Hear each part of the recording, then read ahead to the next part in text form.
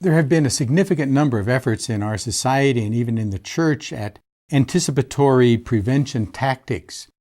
These aim at training the children to recognize the abuser, perhaps to fend off the abuse, perhaps to report the abuse to trusted adults. And yet there are very few intervention methods that focus on the family, as we are trying to do. And the problem with the programs that are being utilized is that they put an undue burden on the children. It's difficult for us to recognize an abuser, much less for a child to recognize an abuser. It's difficult for the child to discern the difference between a good adult, a trusted adult, and an adult who is deceiving them. It's impossible for them to resist offenders.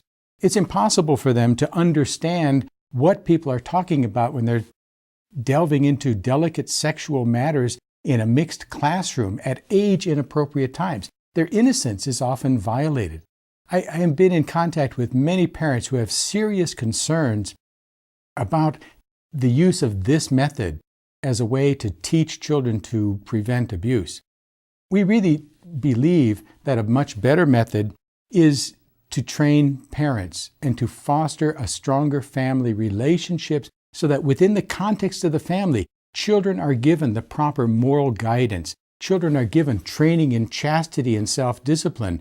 Children are trained in a moral context about right and wrong. They foster a good relationship with their parents that is trusting and open and honest, so that if anything goes wrong with the child, the parent intervenes on behalf of that child. They know their child, they recognize the distress in the child, and the child doesn't need to report anything. The parent simply inquires of the child, what's wrong? What's going on with you? What happened? That's the kind of intervention that we are promoting, and it does not violate the innocence of the child. It does not confuse the child. It does not impose an undue burden on the child.